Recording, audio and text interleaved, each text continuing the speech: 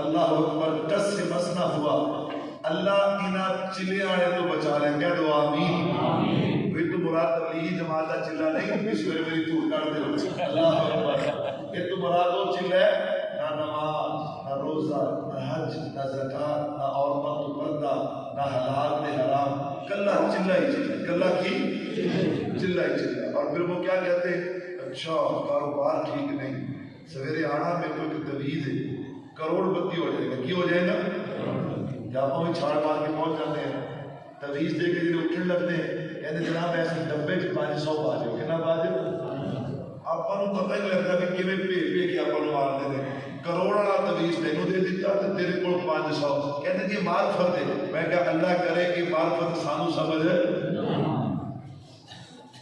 دوسری دفعہ اب اٹھ کے دوڑا، اپنا جوتا پہنا، سر کے بال بکھرے ہوئے، دروازے پہ آیا، دروازہ کھولا، سامنے سردار کھڑے ہیں، دیکھ کر کہنے لگا سردار آنا تھا تو بتا کے تو آنا تھے۔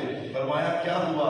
یہ پوچھئے کہ کیا نہ ہوا، تھوڑا سا وقت اور گزر جاتا میں بھی برباد، میرا گھر بھی برباد، کیسے آنا ہوا؟ آپ نے یوں اشارہ کیا، پوتا ہے، یتیم ہے، عبداللہ کا نور نظر ہے، آنکھ میں تکلیف ہے تو علاج کرنے کا، علاج کے لیے آیا ہوں۔ سننا میرے بھائیوں، جب اس راہب نے یوں نگاہ اٹھا کے میرے محبوب کے چہرے پہ ڈالی نا، جب حسن تھا ان کا جلوہ نما، انوار کا عالم کیا ہوگا؟ ہر کوئی فدا ہے دل دیکھے دیدار کا عالم کیا ہوگا؟ ذکر کرنے کا سردار مجھے تیاری کا وقت ہے، میں تیاری کرنا چاہتا ہوں۔ آپ نے سوچا بھی کوئی بوٹی شوٹی رگڑے گا، کوئی دوائی تیار، حضرت اندر چلے گئے، ایمان والوں بھلا کیا تیاری کرتے ہیں؟ اس نے غسل کیا، کیا کیا؟ نیا جوڑا پہنا، خوشبو لگائی، اپنی کتاب کو سینے سے لگا کے میرے محبوب کے سامنے دوزانو ہو کے بیٹھتا ہے۔ کتاب کھولتے میرے نبی کا چہرہ پڑھتے، کتاب کھولتے میرے نبی کا چہرہ پڑھتے۔ جب تسلی ہوگی کہتا سردار کیسے آنا ہوا؟ مجھے بتایا تو ہے، پوتا ہے، یتیم ہے، عبداللہ کا نور نظر ہے، آنکھ میں تکلیف ہے، علاج کے لیے آیا ہوں۔ سردار ان کے علاج کی باتیں کرتا ہے، ان کے علاج کی باتیں کرتے ہیں جن کو اللہ نے ساری کائنات کے لیے شفا بنا کے بھیجا۔ سردار کہنے لگے کیسی بات، میری سمجھ میں نہیں آ رہی تیری بات، تو کہنا کیا چاہتا ہے؟ اور اس نے کہا سردار یوں کیجئے، اپنے پوتے کی ننھی انگلی لیجئے، انہی کا لعاب نکالیے اور ان کی آنکھ میں لگا کے دیکھیے۔ سردار نے میرے محبوب کی ننھی انگلی لی ہے، یوں لعاب نکالا، یوں آنکھ میں لگایا، اللہ کی قسم لعاب کے لگنے میں دیر تھی لیکن شفا کے آنے میں دیر نہیں۔ یہی تو میں عرض کر رہا ہوں، دنیا والوں میرے نبی کی ذات بھی اعلیٰ ہے، میرے نبی کی بات بھی میرے نبی کی بات۔ آئیے ذرا دوسرے عنوان کے دوسرے حصے پہ آتے ہیں، پوری توجہ رکھنا۔ اب آپ کو مجھے ذوق چاہیے، عقیدہ ختم نبوت، اللہ اکبر۔ میرے بھائیوں ہمارا عقیدہ ہے حضرت آدم علیہ السلام سے اللہ نے جو نبوت کا سلسلہ شروع کیا وہ میرے اور آپ کے پیارے محبوب جناب محمد مصطفیٰ صلی اللہ علیہ وسلم پہ آ کے ختم ہو گیا۔ اب قیامت تک میرے محبوب کے بعد کوئی نیا نبی پیدا نہیں ہوگا۔ حضرت عیسیٰ علیہ السلام پیدا ہو چکے، قرب قیامت آئیں گے، نبی بن کے نہیں، میرے نبی کے امتی بن کے آئیں گے۔ اب قیامت تک کوئی نبوت کا دعویٰ کرے وہ دجال، کذاب، بے ایمان، جھوٹا، لعنتی تو ہو سکتا ہے لیکن اللہ کا نبی ہو سکتا نہیں۔ ایسے پوری آواز کے ساتھ اللہ کا نبی ہو سکتا نہیں۔ میرے بھائیوں توجہ کیجئے گا، عقیدہ ختم نبوت پہ 100 قرآن کریم کی آیات، 210 احادیث مبارکہ اور امت کا پہلا اجماع اسی مسئلے پہ۔ میں دلائل کی طرف جاؤں تو پھر لمبا وقت چاہیے، میں نے عقیدہ بیان کیا ہے۔ اب ذرا سنیے گا میرے اور آپ کے پیارے محبوب نے کیا فرمایا، جو حدیث پاک میں نے تلاوت کی ہے اب اس پہ آئیے، اور میں وہ ذوق اور شوق آپ کے دامن میں ڈالنے جا رہا ہوں، اور میں دیکھتا ہوں کہ آپ اس محبت کے ساتھ سوال فرماتے ہیں۔ میرے محبوب نے فرمایا میرے بعد 30 دجال جھوٹے کذاب آئیں گے،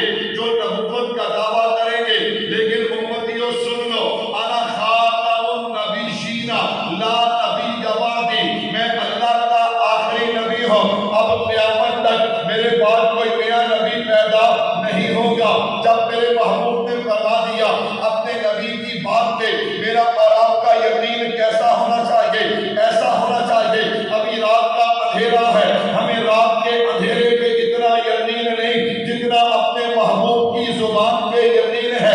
اگر ایسا یقین ہے تو ہم مسلمان ہیں، ایسا یقین ہے تو اپنے نبی کے غلام ہیں۔ تو میں نے عرض کیا یہ عقیدہ ختم نبوت ہے۔ اب قیامت تک جو بھی نبوت کا دعویٰ کرے وہ جھوٹا، دجال، کذاب، بے ایمان، لعنتی تو ہو سکتا ہے لیکن اللہ کا نبی ہو سکتا ہے۔ آپ اس پہ بھولتے نہیں، کیوں؟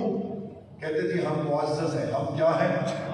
کئی بندے اس بات سے نہ بولتے بھی اسی معزز ہیں۔ میں نے کہا ہاں تو چودھری صاحب ہے، ملک صاحب ہے، میاں صاحب ہے، گجر صاحب ہے، جٹ صاحب ہے، سردار صاحب ہے، فلاں صاحب ہے، فلاں صاحب ہے، یہ سب کچھ ہے تو میرے محبوب کے صدقے سے ہے۔ کس کے صدقے سے ہے؟ اور اس نبی کے لیے نہیں بولو گے تو کس کے لیے بولو گے؟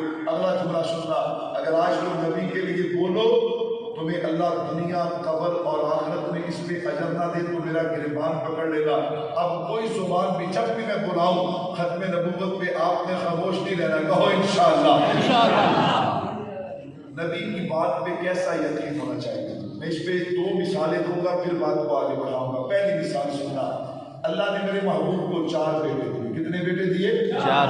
4 بیٹے اور 4 بیٹیاں۔ بعض فرماتے 3 بیٹے، جھگڑنا نہیں چاہیے میرے بھائیوں۔ میرے محبوب کے 3 بیٹے اور 4 بیٹیاں، یہ حضرت اما خدیجہ الکبریٰ رضی اللہ تعالیٰ عنہا کے بدن مبارک سے ہے، اور ایک بیٹے جن کا نام حضرت ابراہیم ہے رضی اللہ تعالیٰ عنہ، یہ میری اور آپ کی اما ام المومنین حضرت ماریہ قبطیہ رضی اللہ تعالیٰ عنہا کے بدن مبارک سے ہے۔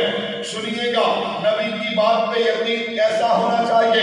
اللہ نے بیٹا دیا اور واپس لے لیا۔ حضور جب بھی گھر جاتے میری اور آپ کی اماں حضرت ماریہ قبطیہ رضی اللہ تعالیٰ عنہا اپنے بیٹے کو یاد کر کے رونا شروع کر دیتی۔ ایک دن میرے محبوب کی رحمت کا دریا جوش میں تھا۔ اللہ کے نبی نے فرمایا ماریہ اگر تو کہے میں اپنے رب سے دعا کرتا ہوں اللہ آسمان کے پردے ہٹا دیتے ہیں اور تو اپنی آنکھوں سے دیکھ لے کہ ہمارا ابراہیم جو ہے وہ جنت میں کھیل رہا ہے اور ہوئے اس کی پرورش کر رہی ہے۔ حضرت ماریہ نے عرض کی اللہ کے نبی بس آگے نہیں، دعا کی ضرورت نہیں ہے، وقت ختم ہو گیا۔ آپ نے عورتوں کو بتایا، آپ نے جب یہ بات بتائی نا تو عورتیں کہنے لگی ماریہ تجھے دعا کروانی چاہیے تھی تاکہ تو دنیا کی پہلی وہ عورت ہوتی جس نے زمین پہ رہ کے اللہ کی جنت کا دیدار کیا ہے۔ حضرت ماریہ فرماتی ہے ایک نظریہ تمہارا ہے، ایک نظریہ میرا ہے، اگر میں دعا نہ کہتی آسمان کے پردے ہٹ جاتے، میں اپنی آنکھوں سے اپنے بیٹے کو جنت میں کھیلتا ہوا دیکھ لیتی۔ اس کا مطلب یہ ہے مجھے اپنی آنکھ پہ یقین ہے، نبی کی زبان پہ یقین نہیں۔ میری آنکھ دھوکہ کھا سکتی ہے لیکن نبی کی بات غلط ہو سکتی ہے۔ یہ نظریہ ہونا چاہیے نبی کی بات پہ سننا۔ میں نے کہا میں مسئلہ سمجھانے نہیں چلا، میں صرف ذوق دینے چلا ہوں۔ ذوق جب حضور نے فرما دیا لا نبی بعدی، اس کے بعد مومن کا ذوق کیسا ہونا چاہیے۔ ایک مثال اور سنیے گا، ایران فتح ہوا۔ کیا فتح ہوا؟ آپ تھکے تو نہیں ماشاءاللہ؟ یہ ہماری تو ڈگری ہے بھائی، ہم دن رات سفر کر رہے ہیں، دن رات سفر کرتے ہیں، ہم گاڑی میں آرام کرتے ہیں لیکن ہماری ڈیوٹی ہے اس لیے ہم تھکتے نہیں۔ کہو الحمدللہ۔ ناصر الدین خاکوانی صاحب، آپ حضرات ہمارے بزرگوں کو جانتے ہیں، 70 سال کے قریب عمر ہو، کتنے سال کے، اور بڑھاپے کی وجہ سے کمر چکی ہے۔ عالمی مجلس کا حفظ ختم نبوت کے امیر ہیں، آپ ان کے سفر سنیں نا تو آپ تنگ رہے، ان کی طبیعت دیکھیں اور سفر۔ حضرت کی میں نے ایک تحریر پڑھی، حضرت فرمانے لگے دیکھو بھئی ہر چیز کی ایک تاثیر ہوتی ہے، ہر چیز کی کیا ہوتی ہے؟ مثال کے طور پہ کسی بندے کے ذہن پہ اثر ہو جائے نا تو ڈاکٹر کہتے ہیں صبح صبح سبزے والی جگہ پہ لے جاؤ، باغ پہ لے جاؤ، سیر کرواؤ، اس کا دماغ فریش ہوگا۔ بہت ساری مثالیں دے کے آخر میں حضرت فرماتے ہیں ہماری روح جو ہے نا، ہماری روح، ہم تھکے ہوئے ہوتے، جسم ہمارے تھکے ہوئے ہوتے، جب ہم ذکر مصطفیٰ کرتے ہیں یا سنتے ہیں، سبحان اللہ، جب ہم ذکر مصطفیٰ کرتے ہیں یا سنتے ہیں تو ہمارے روح کی تھکاوٹ بھی دور ہو جاتی ہے، ہمارے جسم کی تھکاوٹ بھی دور ہو جاتی ہے۔